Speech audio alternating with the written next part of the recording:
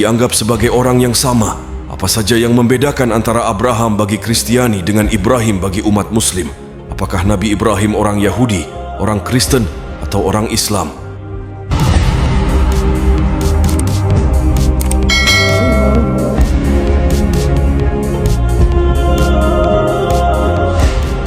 Assalamualaikum warahmatullahi wabarakatuh. Wahai kaum muslimin yang budiman, salawat dan salam kita panjatkan kepada junjungan kita Nabi Muhammad Sallallahu Alaihi Wasallam. Terima kasih bagi yang sudah subscribe. Semoga kita semua mendapat syafaatnya di hari kiamat kelak. Amin ya rabbal alamin. Dalam penjelasan berikut kami menggunakan sudut pandang dari agama Islam. Namun sebelumnya ada baiknya kita mulai dulu dari silsilah Nabi Ibrahim dan keturunannya. Nabi Ibrahim menikah dengan istri pertamanya yang bernama Sarah, melahirkan anak kedua yang juga seorang nabi, yaitu Nabi Ishak. Pernikahan beliau dengan istri keduanya, Hajar, melahirkan anak pertama anak sulung, yaitu Nabi Ismail. Kemudian dari anaknya Nabi Ismail, menurunkan banyak keturunan dan membentuk banyak suku. Nabi yang tersambung pada garis nasab dari Nabi Ismail ini hanyalah Nabi Muhammad Sallallahu Alaihi Wasallam. Jadi seluruh suku Quraisy adalah anak keturunan dari Nabi Ismail. Hingga sebelum Nabi Muhammad diangkat sebagai Nabi, anak keturunan Ismail ini menganut ajaran agama ayahnya, yaitu ajaran agama yang dibawa Nabi Ibrahim. Sementara anak keduanya, yaitu Nabi Ishak, memiliki seorang anak yang juga seorang nabi, yaitu Yakub alias Jacob alias Yakov alias Israel. Dan selanjutnya kita akan gunakan nama Israel ini saja biar lebih mudah mengenalnya. Nabi Israel ini memiliki 12 anak laki-laki dan 2 perempuan. Di sini yang akan kita bahas hanyalah anak yang laki-laki saja, karena mereka membawa nasab dari ayahnya. Kemudian salah satu dari 12 anak ini menjadi nabi, yaitu Yusuf alias Joseph. Seiring berjalannya waktu hingga sampai di generasi keempat ini, agama yang diajarkan atau agama yang masih mereka anut adalah agama kakek buyutnya, yaitu masih ajaran agama Nabi Ibrahim. Setelah mereka berkembang dan sama-sama mempunyai banyak keturunan, lalu ke-12 anak-anak dari Israel ini dibentuklah satu suku besar, yaitu suku Israel, dan lebih populer dengan sebutan Bani Israel atau kaum Bani Israel. Dari anak yang bernama Levi menurunkan 2 orang nabi, yaitu Nabi Musa dan Nabi Harun. Dari anaknya yang bungsu Benjamin menurunkan seorang nabi, yaitu Nabi Yunus atau Jonah. Dari anak yang bernama Yehuda menurunkan 5 orang yang menjadi nabi, yaitu Nabi Daud atau David, Nabi Sulaiman atau Solomon, Nabi Zakaria, Nabi Yahya atau John atau Yohanes, dan tentu saja Nabi Isa atau Yesus. Tidak hanya sampai di situ, seiring berjalannya waktu, ternyata anak-anak dari keturunan Yehuda ini adalah yang paling banyak keturunannya jika dibandingkan dengan ke-11 saudaranya yang sesama anak dari Israel lainnya. Namun, mereka masih mayoritas beranggotakan keturunan dari Bani Israel. Kemudian anak cucu cicit dari keturunan Yehuda ini disebut dengan keluarga Yehuda atau suku Yehuda, dan lebih dikenal dengan kaum Yehuda atau kaum Yahudi, yang artinya kumpulan orang-orang dari suku keturunan Yehuda.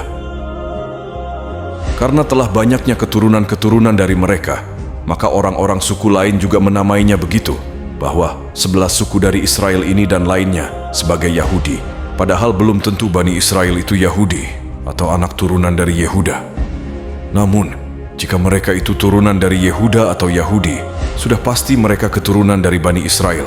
Akan tetapi Bani Israel belum tentu dari keturunan Yahudi. Karena di antara mereka ada anak-anak keturunan dari Levi, anak keturunan dari Asher, anak keturunan Zebulon, anak keturunan dari Ruben dan lainnya. Maka dari sinilah muncul sebutan suku kaum Yahudi untuk suku kaum Bani Israel.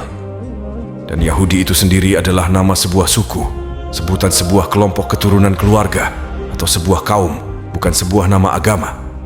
Kemudian lahirlah nabi terakhir dari keturunan Bani Israel, yaitu Nabi Isa dari keturunan Yehuda. Sewaktu Nabi Isa mulai berdakwah, beliau masih membawa ajaran yang dibawa dari agama Nabi Ibrahim, yang sebelumnya dianut kaum Bani Israel, yaitu kakek moyang mereka. Namun sebelumnya ajaran ini telah mengalami update besar pada masa Nabi Musa dan Nabi Harun.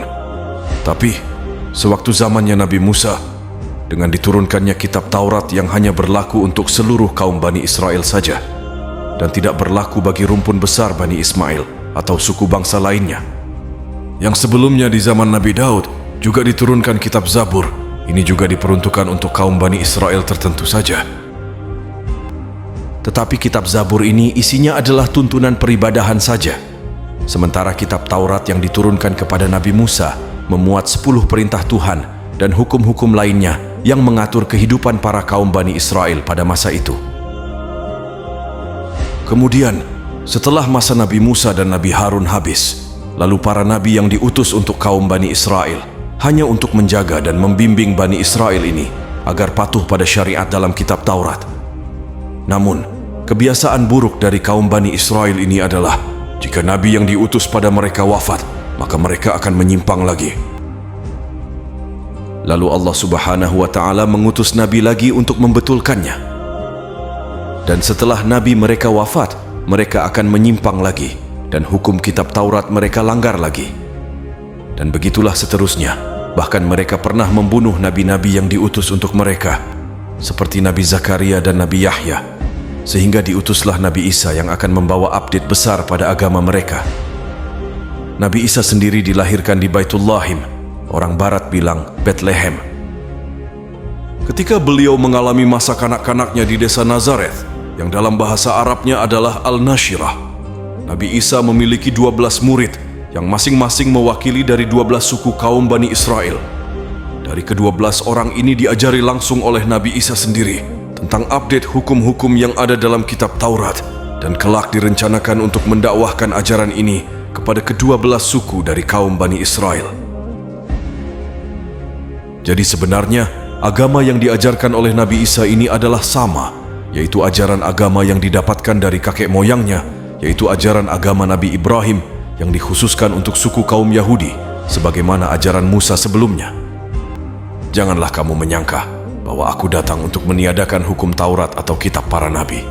Isa berkata, janganlah kamu menyangka bahwa aku datang untuk meniadakan hukum Taurat atau kitab para nabi. Aku datang bukan untuk meniadakannya, melainkan untuk menggenapinya. Isa Matius 5 ayat 17.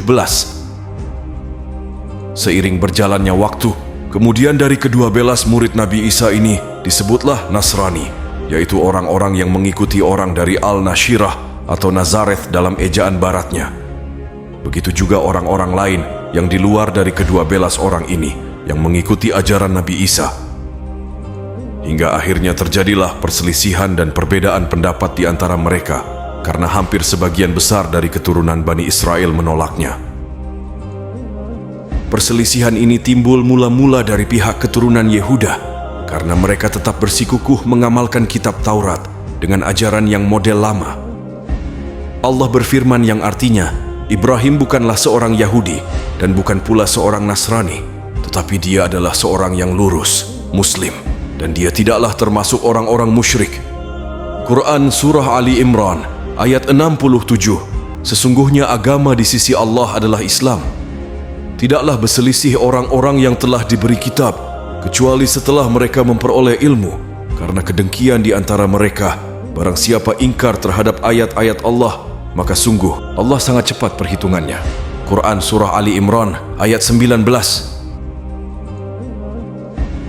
Dan barang siapa mencari selain agama Islam, dia tidak akan diterima, dan di akhirat dia termasuk orang yang rugi. Quran Surah Ali Imran ayat 85. Dan Ibrahim mewasiatkan ucapan itu kepada anak-anaknya, demikian pula Yakub. Wahai anak-anakku, sesungguhnya Allah telah memilih agama ini untukmu, maka janganlah kamu mati kecuali dalam keadaan Muslim. Quran Surah Al-Baqarah ayat 132. Dan Musa berkata, wahai kaumku, apabila kamu beriman kepada Allah, maka bertawakallah kepadanya, jika kamu benar-benar orang Muslim berserah diri. Quran Surah Yunus ayat 84. Rasulullah Shallallahu Alaihi Wasallam bersabda, aku adalah orang yang paling dekat dan paling mencintai Isa bin Maryam di dunia maupun di akhirat. Para nabi itu adalah saudara seayah, walau ibu mereka berlainan, dan agama mereka adalah satu. Hadis riwayat Bukhari 3443. dan Muslim 2365.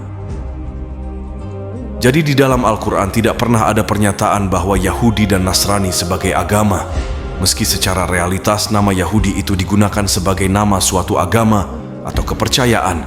Demikian juga dengan Nasrani atau Kristen. Dalam realitasnya pula banyak nama agama-agama lain, yang dimana agama lain ini jelas tidak ada dan tidak berdasarkan dari Al-Quran. Al-Quran menyatakan Yahudi dan Nasrani ini hanyalah sebagai nama sebuah kaum, nama suku, atau nama sebuah golongan. Satu-satunya agama yang diakui dalam Al-Quran adalah Islam. Dengan demikian agama samawi menurut Al-Quran hanya Islam. Sedangkan Nabi Ibrahim adalah seorang beragama Islam, kakek moyang dari suku Yahudi, dan juga kakek moyang suku Yahudi yang ikut dalam golongan Nasrani, juga kakek moyang mereka dari beberapa cabang suku rumpun semit lainnya, seperti Arab, Quraisy, Yaman, yang masih keturunannya dari garis nasab Ismail. Islam telah ada jauh sebelum Nabi Ibrahim dan telah dianut oleh nabi-nabi sebelumnya. Akan tetapi dalam seiring berjalanannya waktu, hingga sebelum diutusnya Nabi terakhir yaitu Nabi Muhammad SAW,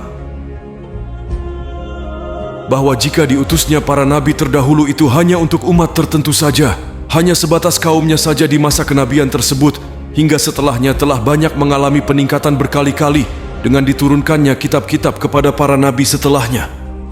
Meskipun demikian pokok ajaran tauhidnya tetap sama, yaitu hanya menyembah Allah semata dan tiada sekutu baginya.